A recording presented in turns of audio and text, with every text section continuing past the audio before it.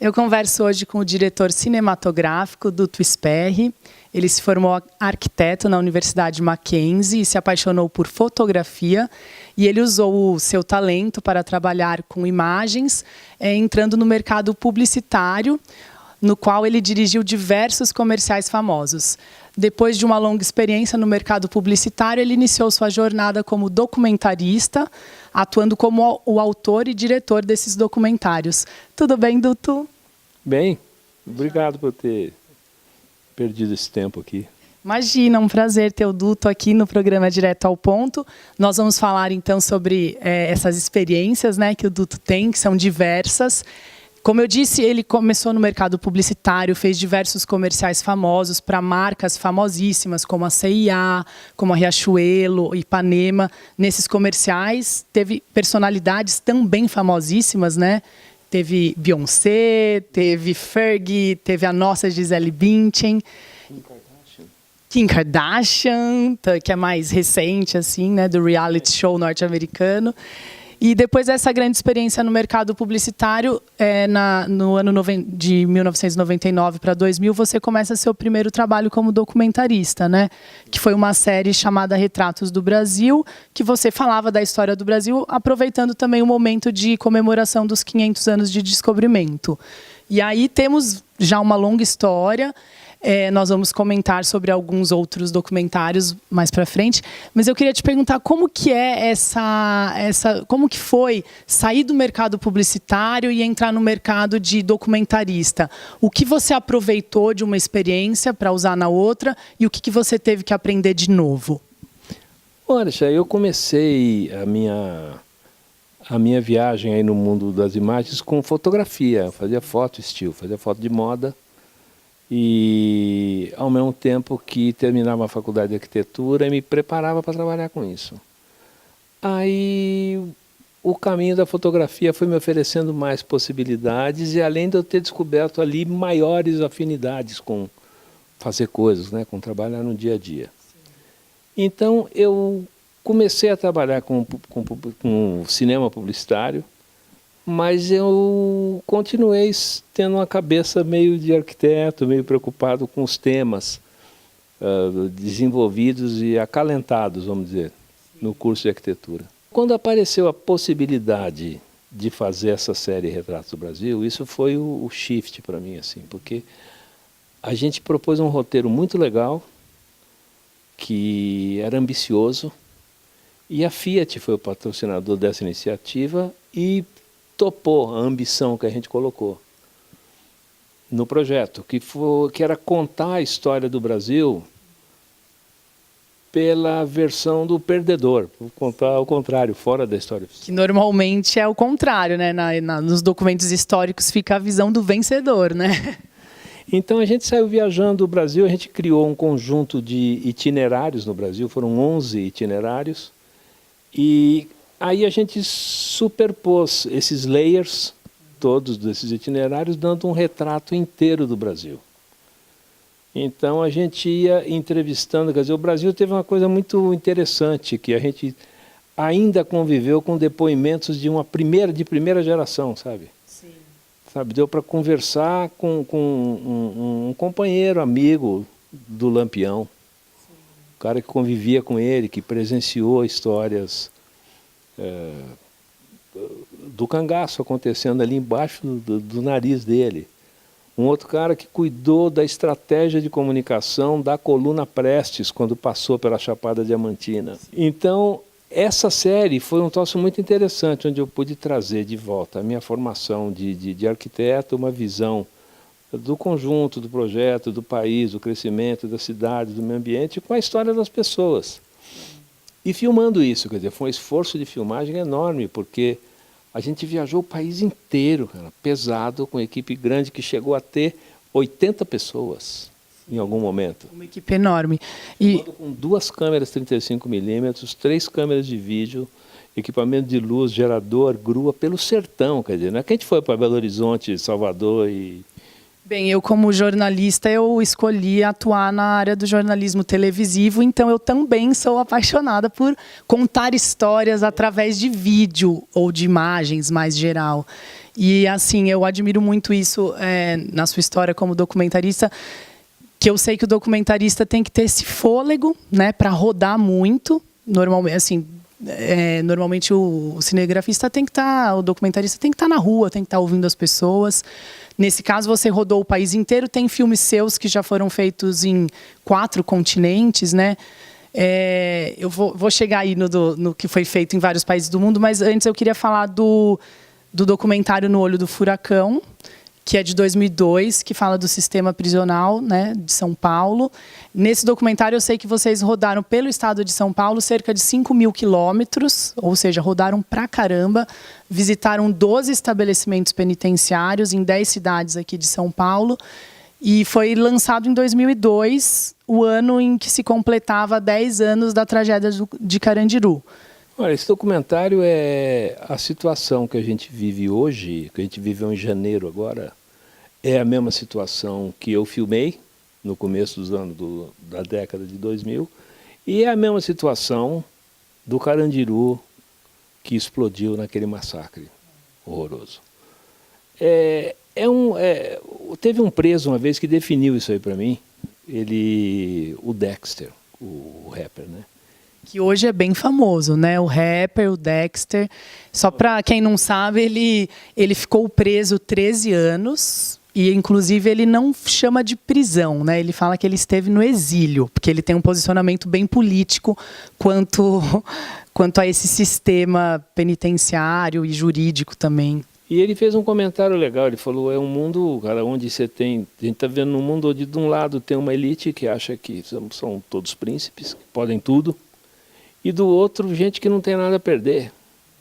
Quer dizer, a hora que você combina esses polos aí, ele na época me falou, o sangue vai entrar por baixo da soleira das portas. E foi o que rolou, né? Então, o que acontece quando você vai filmar um lugar desse aí, é um troço horrível, cara. É um ambiente, você fica com a bateria baixa mesmo, porque você precisa filmar um troço de verdade, você vai tentar contar a verdade possível com que as pessoas te confidenciarem, né? Você sabendo que a situação deles é uma situação complicada. Mas você tem que contar uma história de verdade, senão não faz sentido você estar ali, entendeu? Quer dizer, a questão de fazer um documentário de temas sensíveis é que você precisa ser verdadeiro, você não pode brincar com um negócio desse, você não pode tentar fazer não é um filme de sucrilho, sabe? Tem que ser humano. Tem que ser de verdade o negócio mesmo. Então o documentário tem isso aí, é o esforço de você controlar as suas ideias, o seu projeto, e toda a dificuldade técnica de trabalhar em ambiente inóspito, com esforço sobre-humano, equipe pequena, uma equipe de documentário, é muito reduzida. Sim. O esforço físico é grande, o desgaste é grande. Outra característica que eu acho que é muito forte de quem se propõe a fazer um trabalho de documentarista, que é dar voz a quem nunca tem voz, né? É isso aí. E mais do que dar a voz para o discurso dele, é você incluir a voz dessa pessoa, associando o discurso dela ao de outras pessoas. É você fazer a voz dela ser parte de um diálogo, né? Sim. Então você alinhar uma fala de um pescador do Baixo São Francisco, com um preso do lado de cá, com um chefe de Estado japonês, com um filósofo na Índia, com um professor do CPTEC. Sintonizar as falas. Você botar isso tudo, porque, afinal de contas, a gente é uma coisa só, né? E também essa disponibilidade, essa disposição de levar os equipamentos, né? Na época que você gravou, os equipamentos eram muito... Temos cenas aí. Os equipamentos eram muito maiores, muito pesados. Então, a gente vê no making-off a equipe toda entrando com o equipamento. E uma cena que me chamou muito a atenção, que a gente comentou aqui, antes de começar a gravar, um dos cinegrafistas subindo uma torre enorme com uma escadinha de metal e indo lá em cima porque ele queria fazer a imagem meio aérea do complexo prisional. Os cinegrafistas meio loucos também. Esse cara é incrível. O Célio, ele é um grande cinegrafista, um cara super bom e com muita habilidade para essas tarefas impossíveis, sabe? Sim, meio aventura. Aventura, quer dizer, eu opero câmera, normalmente. Mas naquele túnel ali, além da altura, que eu não gosto de ir na altura sem motor, não gosto, eu nem cabia naquele tubo também. Estreitinho. Não, mas no documentário sempre aparece isso. Você tem que fazer um rapel num lugar estranho, você tem que fazer um mergulho num lugar estranho, você sempre tem que fazer um negócio que é meio fora do envelope, sabe? É meio esquisito. Sim.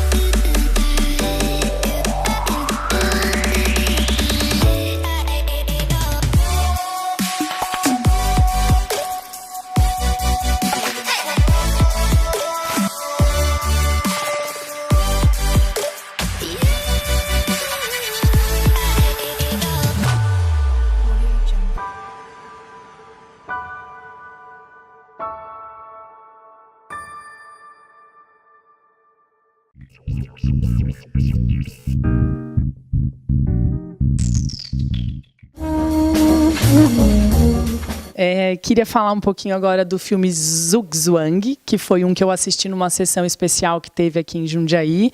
Ele é mais recente, ele é de 2009, e ele fala sobre as fontes de energias renováveis, né?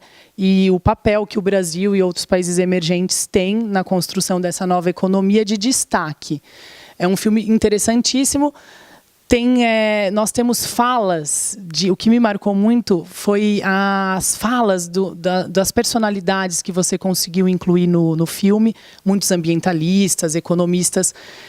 E só para citar um exemplo, tem a fala de uma pessoa importantíssima no mundo, né, que é a ambientalista indiana Vandana Shiva. Ela é inteligentíssima, é uma mulher formada em física, mas ela se especializou como ambientalista. Ela conhece muito sobre processos de produção, a natureza. Queria saber como que é entrar em contato com essas grandes personalidades mundiais, com essas pessoas tão inteligentes que estão no centro do debate. Olha, são pessoas acessíveis, né? Quer dizer, você tem que querem te ouvir, saber o que você quer falar, porque também eles não querem estar num fórum de bobagem, né, de besteira. Então eles precisam entender até que ponto você está mergulhado no assunto, com toda a sua ignorância, é claro, mas com o mesmo ânimo que eles estão. Quer dizer, o que você está... Se você está querendo perguntar alguma coisa que eles podem te responder. Porque senão a conversa é ruim, né? Sim. Então a gente tem, na verdade, uma conversa muito boa que vai se aquecendo e o filme não entra a minha conversa, entra o que eles respondem, né? Alinhados com as outras falas e com os outros contextos. A Vandana é monstruosa, é uma mulher incrível. Ela sabe tudo de física, de economia, de ecologia, ela é filósofa, é uma pessoa extremamente capacitada. Sim. Então, ela me recebeu na casa dela para filmar em Delhi. E foi uma coisa espetacular, foi uma recepção calorosa, uma conversa muito boa, ficamos horas conversando. E foi muito legal, ela me ensinou o que era aquele país, qual a semelhança daquele país com o nosso, a estrutura agrária, a questão da energia, a questão da fome. Sim. Na verdade, a discussão de combustível é uma discussão sobre comida. Porque energia para produzir comida. Energia para produzir comida e energia para produzir força de trabalho para produzir comida. Sim. Quer dizer, você precisa de uma quantidade de energia, as pessoas precisam comer um certo número de refeições por dia para poder trabalhar. Por exemplo, a Índia é um produtor de álcool equivalente ao Brasil, às vezes maior, às vezes menor.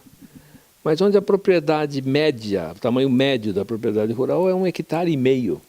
o tamanho de um lote aqui, de um loteamento de alto padrão. Sim. Isso é uma propriedade rural, onde você tem uma usina, às vezes uma usina tem 60 mil fornecedores. Né? Então você precisa entender esse país e alguém precisa te explicar, porque batendo o olho não dá para ver. É muito diferente. Se não tiver a Vandana para te explicar. A gente filmou o Pachauri também, o Rajendra Pachauri, que foi o Nobel daquele ano. Sim. Como estranho, deram um Nobel da Paz para um engenheiro do painel que estuda mudanças climáticas no mundo. Quer dizer, é um sinal que o mundo está pegando outra estação, né? Ô Duto, e esse filme, o Zugzwang, foi apresentado na Convenção do Clima em Copenhague em 2009. Queria saber como que foi apresentar o filme lá e como foi ser o delegado brasileiro nesta convenção. Bom, foi muito legal porque eu fui convidado para lançar o filme em Copenhague, porque essa discussão estava muito importante naquele momento e eu trazia no filme alguns dos principais formadores de opinião nessa questão ao mesmo tempo. As grandes ONGs de conservação, os grandes biólogos, os técnicos brasileiros mais importantes. Um pouco do que a gente falou anteriormente de sintonizar discursos, né? Isso na comunidade criou uma importância e apareciam também nos cenários primeiros grandes interesses nos serviços ambientais e nos créditos de carbono, no mercado de carbono. E o Brasil iria aparecer lá, o Lula foi para lá. Então, foi uma honra ser convidado para apresentar aquilo lá. E, como delegado, a nossa participação nos debates, todos os debates que foram segmentados dentro daquela COP com uma importância política grande. E agora você está na fase de finalização do documentário Mind Limits, em inglês, que foi traduzido como Há Limites. Então, o nome deixa bem claro, né? O filme traz essa ideia de que os recursos do planeta são finitos, há limites, né? E o homem está se deparando com esses limites. A gente tem que se questionar sobre nossos níveis de consumo, sobre os nossos níveis de destruição, de devastação das florestas, de acidificação dos oceanos. Esse filme traz essas questões. Ele está sendo finalizado, mas a gente já tem o trailer. E eu queria que você falasse um pouquinho desse filme, porque depois que a gente acabar a nossa conversa, eu vou chamar esse trailer, porque ele é fantástico. Esse filme, o ponto de partida dele é uma pergunta que um dos nossos depoentes em 2009, que é o professor Inácio Sachs, que é um gênio da raça, um cara muito bom, socioeconomista, e ele conversou muito com a gente e plantou uma questão. Até onde a gente pode ir sem destruir o planeta? Quer dizer, qual é o limite para a gente ir? Qual é a gota que derrama, que faz o copo derramar? Né? O que acontece? Então, a gente partiu dessa conversa dele e do legado do Maurice Strong, que foi quem, vamos dizer, conduziu a Eco 92. É um cara muito importante no desenvolvimento de tudo que se fala hoje sobre sustentabilidade. Ele, inclusive, cunhou o termo, né? E o Maurice é um cara muito importante. Ele morreu no primeiro dia da COP21 de Paris. Inclusive, o filme deu uma patinada aí, porque a gente precisou rever uma série de coisas sem o Maurice, trabalhando com o legado dele sem a presença dele. No trailer do Mind Limits me chamou a atenção a fala do Paulo Nogueira Neto, né, que é um ambientalista, e eu me afino muito ali com a opinião que ele expõe de que nós estamos num momento complicado, destruindo muito a natureza, a gente ainda não encontrou todos os caminhos para a sustentabilidade, mas ele fala assim, que nós devemos ser otimistas. Não muito otimista, porque quem é muito otimista é ingênuo, mas moderadamente otimista, porque quem é pessimista não faz nada. E ele afirma que ele é profundamente, moderadamente otimista. Então eu falei, me afino com ele, eu sou dessa opinião também. Então, o Paulo é um cara exemplar. Ele descobriu que preservar as áreas dependia de grandes parques nacionais, dependia de uma atitude institucional que garantisse que aquilo não fosse destruído, pelo menos. E depois a gente corria atrás do ideal. Quer dizer, ele fez sempre um balanço muito correto entre o que eu posso fazer. Se eu ficar pondo crítica no que eu posso fazer, eu não faço. Sim. Então tenho que fazer e depois arrumar isso aí. E tenho que ter conduta e tenho que ter espírito e honestidade para tocar para diante a vida que eu acho que deve ser tocada. Sim. Ele é um partidário do que é possível. Vai lá e faz. Adoro esse tipo de personalidade. Então, para a gente finalizar aqui nossa conversa, queria agradecer muito sua participação no Direto ao Ponto. E vamos chamar o trailer do Mind Limits para finalizar aqui a nossa conversa com o Duto. Obrigada. Obrigado a você.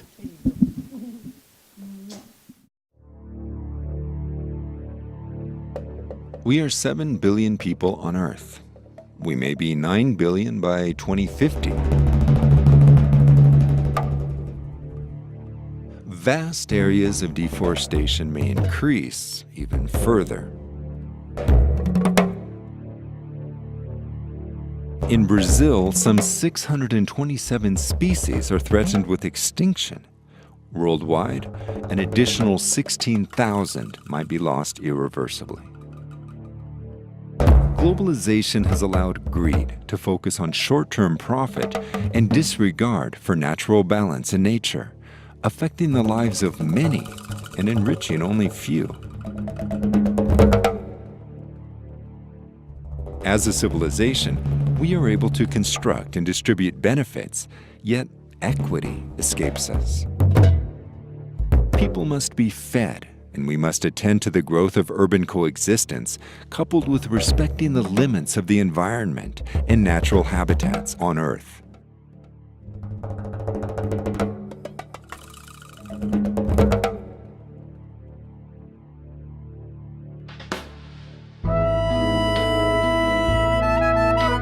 And we have learned how sustainable growth, non-destructive growth, can indeed be achieved. We have the technologies, the methods. We have exercised our freedom to undermine the very system on which our future depends. And this is, my view, is a survival issue. It's a security issue. We're talking now about the survival of all humanity. The bottom line of this is we're either going to make it together or we're going to fail together. In 1970, people thought Amazonia was endless. It could not be destroyed. Today we know that even this infinity is finite, and especially the biodiversity in it. One of the most important challenges that we face right now is the extinction crisis. We are looking at losing a very large portion of life on Earth. Quando nós eliminamos uma espécie, ou porque destruímos o habitat dela, o que nós estamos fazendo é eliminando da história da vida uma espécie para sempre. In the 1990s, the planet lost forests at the rate of 16 million hectares every year. Between 2000 and 2010, the rate dropped to 13 million. This number has to come down much further. Esse período que nós estamos vivendo, para mim, é um dos maiores turning points da vida do planeta. Nós temos que nos honrar de sermos os guardiões dessa virada. Essa é a geração que a gente está vivendo agora. Turning point. Many things went from bad to worse, but many things were changed for the better. We must look at the victories, large and small, which can in fact contribute towards a planetary design that will be less hostile and more conducive to human existence. We must shelter people that live and move about the planet, and keep in mind that beyond assuring material livelihoods, people want and deserve to be happy. Ser muito optimista é ser ingênuo. Quem é pessimista não faz nada. Então a gente tem que ser moderadamente optimista. Eu sou profundamente e moderadamente optimista. Porque a nossa história foi essa, a gente perde aqui, ganha ali, mas acaba ganhando no fim. This is not just a technical issue, it is a moral and spiritual issue. Everybody's actions are motivated by their inner life. What are their own moral and spiritual and ethical values? So you cannot just leave it to big global agreements. Big global agreements will be effective when they are rooted in the individual commitment of people, which arises from their own inner life. We must produce, create civilizations and wealth, promote equity, and guarantee that the planet survives our interaction. People sense that life only remains possible if we take care, if we are wise enough to avoid irreversible damage. This becomes possible once we grasp what matters. Life is about something higher. Ladies and gentlemen, young people in the world, mind the limits.